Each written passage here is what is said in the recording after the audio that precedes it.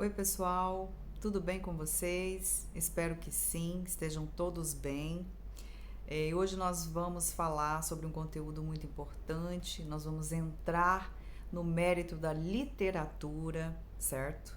Que é extremamente importante para muitas coisas, já falo sobre isso com vocês.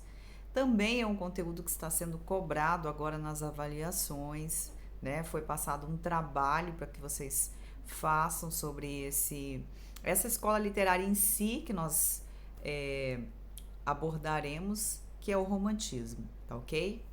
Agora, antes de falar sobre o romantismo em si, eu gostaria de explanar um pouquinho essa questão da literatura, da importância da literatura, da arte para as nossas vidas, certo?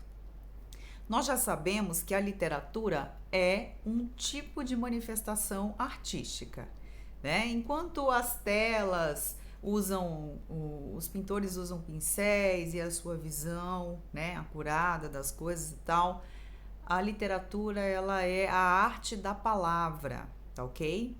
Então o escritor, o poeta, né, a pessoa que trabalha com as palavras, dão vida, né, e forma as palavras. Nós também temos as formas, né, principalmente pós-modernismo.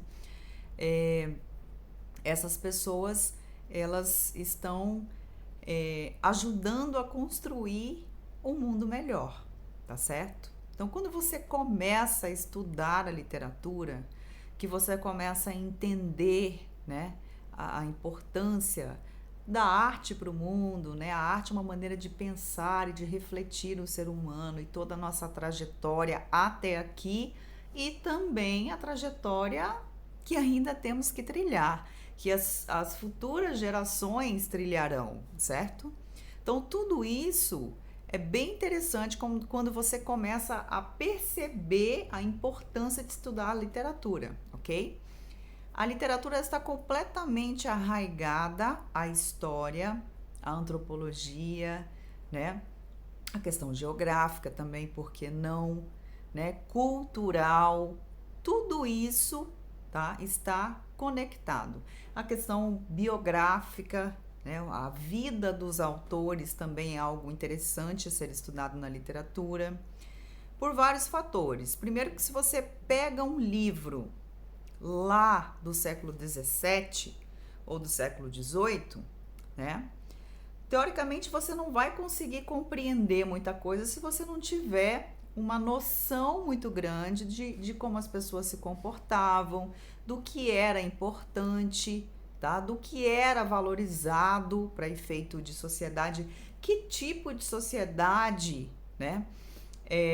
Estavam ali nos livros, tudo isso, né? A questão política, a questão social, tudo isso a gente precisa ter uma noção para compreender a literatura, tá certo? Então, esses conhecimentos eles estão amarrados, tá? Mas são muito importantes, são extremamente importantes para a gente analisar aí e refletir sobre a nossa trajetória, né? Quanto mais a gente estuda literatura, a gente consegue perceber que o ser humano ele tem uma caminhada por aqui, tá? Esse é uma questão muito particular, que eu analiso muito essa questão. E essa caminhada a gente consegue perceber que vagarosamente a gente vai melhorando algumas questões importantes, né? Então, o ser humano já foi muito mais cruel do que é hoje. Claro que existem casos e casos, né, gente? Mas se a gente for colocar aí a questão do Coliseu, né? O que era o Coliseu? O Coliseu era um lugar onde as pessoas iam para assistir, né? Gladiadores lutar com leões até a morte ou com outros gladiadores, e isso era uma diversão.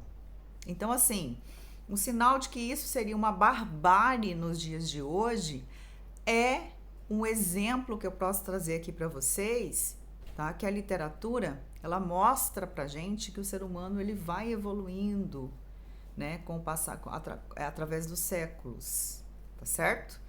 Então, é muito gostoso quando você começa a perceber, quando você começa a entender, né? E analisar a sociedade através da arte. E a literatura é uma excelente forma, tá? Ela vai trabalhar aí não só questão de livros, né? Como eu já disse, vai trabalhar também a biografia de autores, o contexto histórico, né? Como que as pessoas pensavam naquela época, né? A questão política, econômica, social, cultural. Então, são muitos conhecimentos, a gente só tem a ganhar estudando literatura, tá? Sem contar que a gente fica muito bom em interpretação textual. E interpretação textual é o carro-chefe para muitas coisas nessa vida, tá ok? Então falaremos agora sobre o romantismo, tá certo? Como surgiu, quais são as suas principais características, tudo isso é bastante relevante. Então a gente tem aqui de fundo, eu coloquei, né, as páginas do livro da primeira parte que vocês estão fazendo o trabalho e eu vou explicar um pouquinho sobre esse conteúdo que é extremamente importante. Então, essa primeira parte chama-se a manifestação da literatura romântica, ou seja, as origens, né? Como surgiu esse movimento romântico, tá? Aqui a gente tem a informação, eu não vou ficar lendo, eu vou só, né, dizer as partes mais importantes. Eu fiz até um mapa mental aqui, que eu acho super interessante. Não sei se vai dar para vocês visualizarem. Ó, esse é um modelo de mapa mental, feito muito rápido, onde eu coloco apenas os pontos principais, tá certo? E aí a gente consegue, eu consigo memorizar exatamente tudo que tem aí, explicando com as minhas palavras. Eu peguei termos que talvez seja difícil para vocês compreenderem, e eu vou estar explicando aqui. Então, o romantismo na Europa, ele teve início aí em meados do século XVIII, aproximadamente, tá? Estima-se, ok? Mas quando a gente fala de romantismo no Brasil, ele chega para nós aqui apenas no século XIX, né? Se hoje nós temos uma realidade completamente diferente, né? Lançamento de um celular na China ou nos Estados Unidos, da Apple, ou de uma outra marca chinesa que está super em alta, né? Xiaomi, enfim. Então, o que acontece? Hoje chega para nós muito rápido. Nós temos tecnologia, nós temos a internet, né? E nós temos aí um interesse no consumo gigantesco. Mas, quando a gente fala aí do século XVIII e XIX, né, demorava-se 20, 30 anos para a realidade de algum país chegar em outro, tá certo? Então, meados do século XVIII, nós temos o romantismo acontecendo na Europa. Apenas século XIX, esse movimento romântico chega ao Brasil, tá bom? Agora, aspectos gerais, assim, das características do romantismo, isso é muito importante. Uma palavra que eu quero colocar aqui para vocês, que eu não quero que vocês esqueçam, tá? Que vai resumir muita coisa sobre o romantismo. Idealização. Idealizar. O que é idealizar? Tá? É quando você imagina como será algo, né? Então, veja bem, você conhece uma pessoa, tá? E você ainda não conhece ela totalmente, mas você achou aquela pessoa interessante. Então, você vai começar a idealizar aquela pessoa. Você vai sempre enxergar aquela pessoa como uma pessoa bacana, uma pessoa legal. Você vai sempre enxergar o aspecto positivo e vai imaginar muito mais coisas sobre aquela pessoa. Isso é idealizar, tá? No romantismo era muito comum acontecer isso, e também idealização dos relacionamentos amorosos, né? Isso acontece muito até os dias de hoje, né? Quando você conhece uma pessoa que se apaixona, você já imagina a sua vida lá na frente, tal. Idealização é uma palavra que resume bem o romantismo. E ela tem a ver com o quê? Sentimentos e emoções, tá? E aí tem todo um contexto que vai explicar o porquê que o movimento romântico ele inclina-se para essa questão do eu. Já falaremos sobre isso, tá? Então, assim, quando a gente fala de literatura, nós temos, ou uma escola literária, no caso aqui nós estamos abordando o romantismo, nós temos sempre uma divisão, que é a prosa e a poesia. O que é a prosa? Prosa são textos escritos, né? Como este que vocês estão vendo aqui ao fundo, tá? São textos que não têm formato de poesia, né? São textos explicativos ou textos narrativos. Já a poesia, ela segue um certo padrão, tá? Quanto mais você estuda literatura, vai chegando modernismo, pós-modernismo, que vocês vão estudar no terceiro, vocês vão ver que esse padrão da poesia tem mudado muito, mas a poesia é aquilo que você bate o olho e analisa lá. Muitas vezes versos, estrofes, algumas vezes rimas, né? Principalmente as mais antigas, tá? Então você tem toda uma estrutura. Prosa, então, é o que a gente chamaria dos livros que contam histórias. E poesia são livros de poesias, né? Pequenos textos que vão falar sobre muitos assuntos, não precisa ser necessariamente de sentimentos, tá? No romantismo, sim, mas em outras escolas, não. E que vão ter aquele formato de poesia, tá bom? Então, diferencia-se aí o estudo de prosa e poesia na literatura. Na prosa romântica, tá? Nós temos muita presença do sentimentalismo e o escapismo, tá? E esses dois assuntos, eles têm a ver com a idealização. Sentimentalismo, né? É expressar os sentimentos do eu. E já o escapismo, é uma palavra legal para vocês gravarem também, é você fugir da sua realidade. É você imaginar, né, uma história de amor maravilhosa. Você conhece a pessoa, você já imagina que está casado, com filhos, vivendo felizes, no arco-íris, embaixo de um arco-íris, etc e tal. Isso é o escapismo, é fugir aqui da minha realidade para imaginar uma outra coisa, né? Acontece muito isso quando a gente lê obras românticas ou quando a gente assiste uma série, assiste filmes, e principalmente no século XIX, tá? Em meados do século XVIII, a juventude gostava muito desse lance da idealização. Então, como eu estou falando de escapismo e estou falando de prosa, que são os livros que contam as histórias do romantismo, né? Que remontam aí à escola literária romancista, digamos assim. Nós também não podemos deixar de falar dos folhetins. O que são folhetins? Os folhetins eram livros, por exemplo, vamos colocar aí como romantismo no Brasil, José de Alencar. José de Alencar foi um grande escritor do romantismo e as suas obras, ele era indianista também, ou seja, ele tratava muito sobre histórias de índios, e as suas histórias eram publicadas em pedacinhos nos jornais, tá? Não, ele não publicava só livros, também livros, mas ele também era um folhetinista. O que é isso? Um escritor, né, que publica pedacinhos de seu livro nos jornais, tá ok?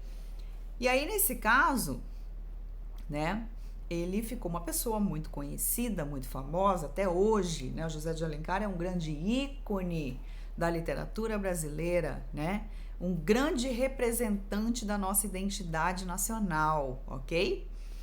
Mas, enfim, então, essa questão do sentimentalismo, do escapismo, que eram muito presentes, né, nas histórias românticas, obviamente também estavam presentes ali naquelas histórias que eram publicadas aos pouquinhos, tá? Era o livro escrito com toda uma história, por exemplo, Iracema, tá?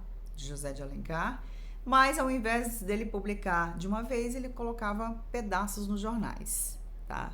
Que jornal era esse? O jornal impresso, gente. Não existia ainda tecnologia para a televisão.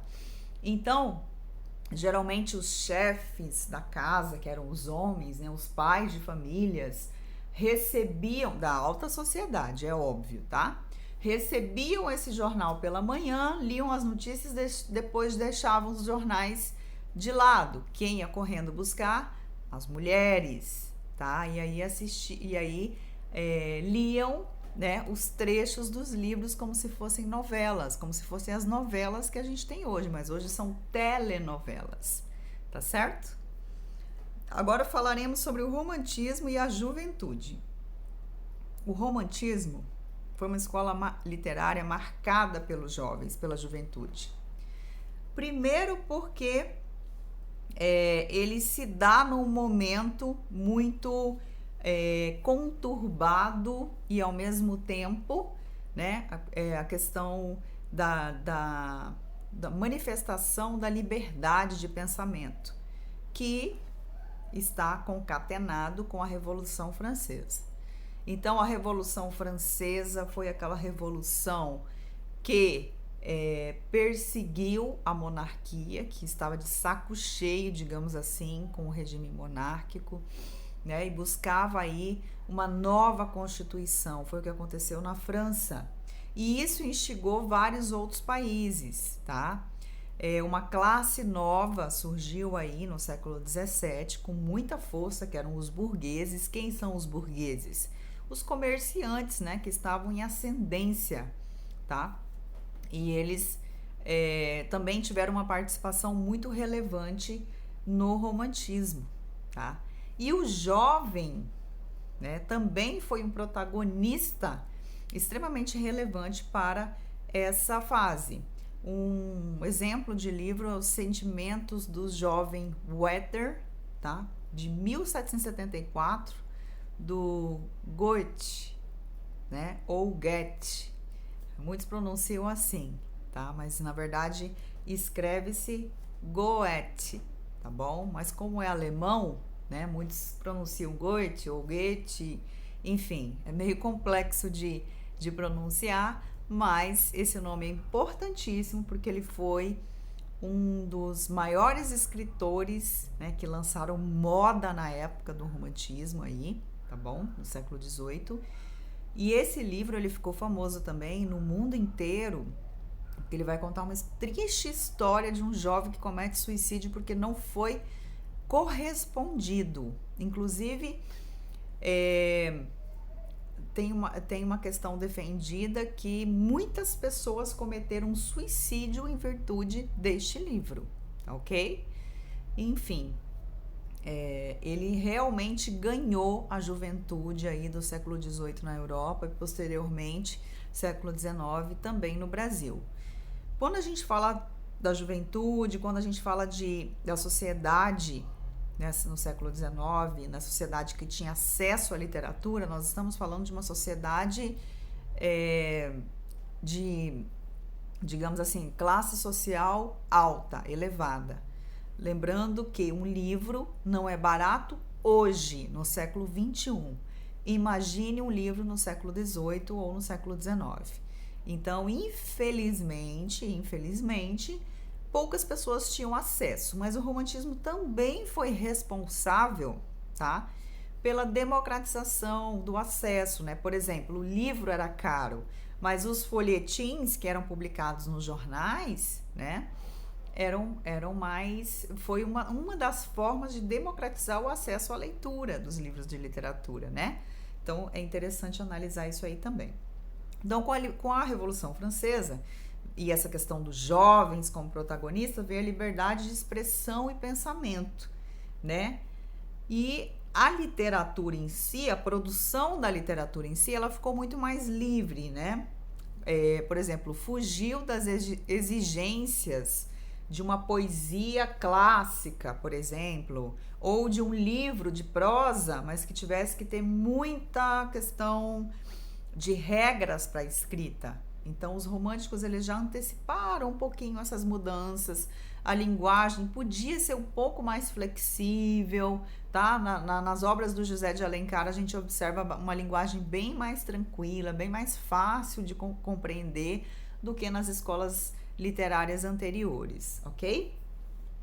Bom, falei da Revolução Francesa, né? Que também trouxe essa questão de uma arte mais livre, né? Revolucionária.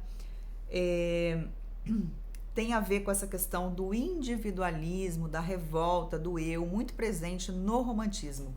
O romantismo, uma das características, além da idealização do escapismo, tem também algo muito relevante que é a questão do individualismo, do eu. Então, os sentimentos ali na obra sempre vai abordar os sentimentos do personagem, tá? Vai ser mais importante do que qualquer outra coisa, ok? Diferentemente das obras anteriores, né? Que tinha a ver com a questão social ou religiosa, enfim. E ali nós temos a questão dos burgueses no poder, né, que seria ali o centro do romantismo, tá? Temos também a questão do romantismo no Brasil, né? Essa parte aqui falou da Revolução Francesa, tem essa parte aqui do romantismo no Brasil. Como que aconteceu o romantismo no Brasil? Nós temos ali algo bem interessante, como a gente sempre, até então, copiávamos muita coisa da literatura europeia, lá eles falavam muito sobre os heróis, os cavaleiros, né? Porque na Europa nós tínhamos os cavaleiros armados, enfim, a questão que eram tidos como heróis, defensores da pátria, né? E aqui no Brasil nós não temos os cavaleiros, né? Não tínhamos isso, historicamente falando. Mas o herói nacional, tá? Adotado pelos românticos, pelos romancistas, como por exemplo José de Alencar, foi o índio. Isso foi muito bonito, foi uma parte muito legal da nossa literatura. Talvez uma das únicas manifestações literárias genuínas que valorizaram o nosso herói nacional, que é o índio, tá? E aí, por isso que nós temos aí Iracema, o Guarani, o Birajara, são todas obras muito famosas da literatura brasileira, do romantismo, tá? Do século XIX, e que vão contar histórias, né, de indígenas. Isso também é chamado de literatura indianista, tá legal? Nós falaremos disso posteriormente. E aí, com essa questão do índio, também veio a questão do nacionalismo. Então, tinha algo de muito bonito nessa primeira geração romântica brasileira, que era exaltar as nossas belezas naturais, que era valorizar aquilo que o Brasil tem de melhor, né? Então, o pano de fundo dessas histórias sempre eram as praias, né? O livro Iracema, por exemplo, ele se passa no Ceará, que na época ainda não era Ceará, e existe a lenda, né, de que o estado do Ceará foi fundado a partir, né, do final da história, tá? Eu não vou falar aqui porque talvez eu vou fazer a indicação desse livro para a gente estudar, ok?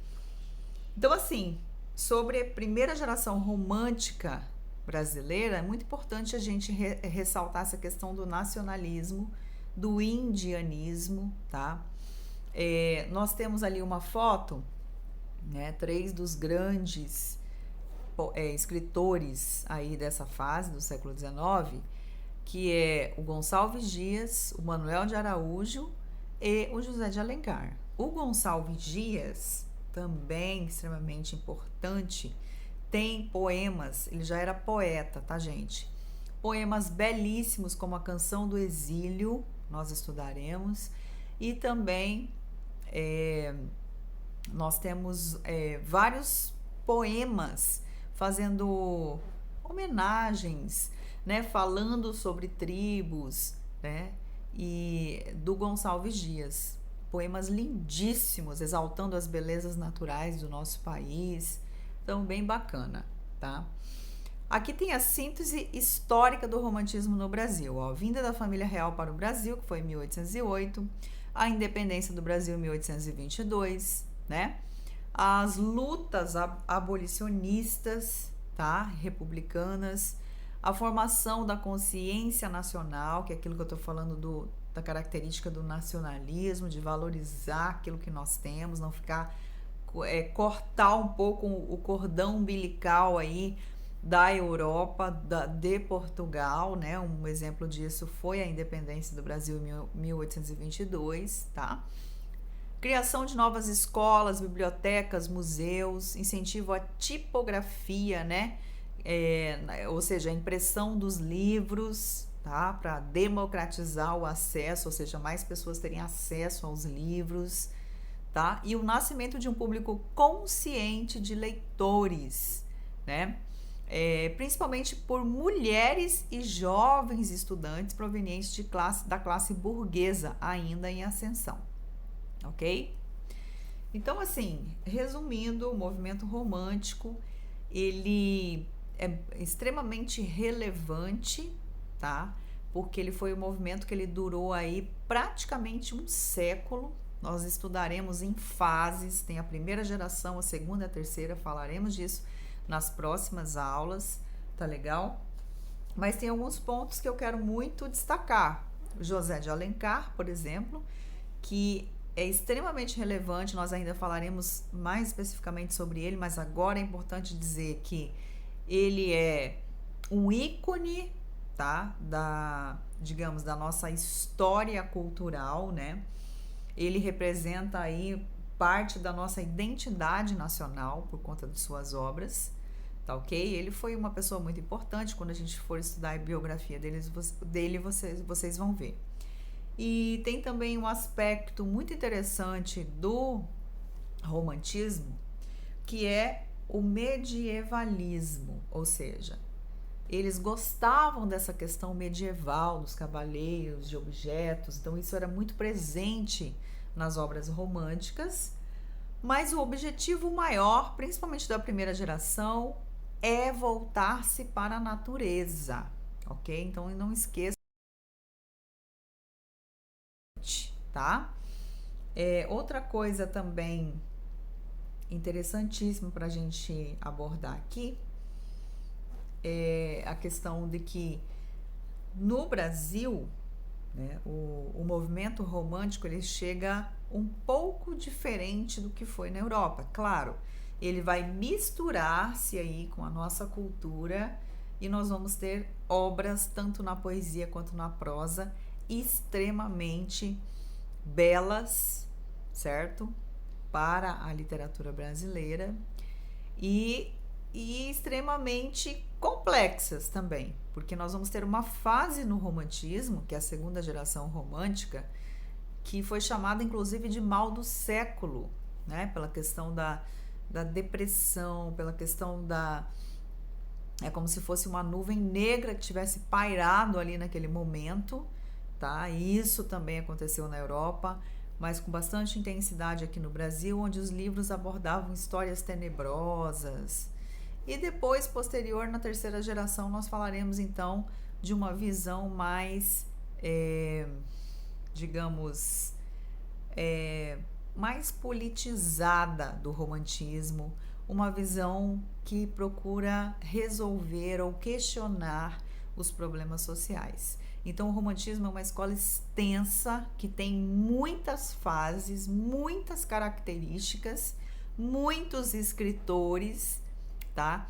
E que foi realmente importantíssima para a gente se desvinculando da cultura europeia. Isso foi acontecendo aos poucos, tá? Mas aconteceu, né? E também para a criação de uma identidade, né? De uma nova identidade nacional, uma identidade genuinamente brasileira, ok? Bom, gente, então é isso. Eu espero ter ajudado, tá? Gostaria muito que vocês lessem, né, os textos propostos e assistissem ao vídeo, e qualquer dúvida vocês sabem que eu estarei sempre à disposição, ok? Muito obrigada e bons estudos para vocês!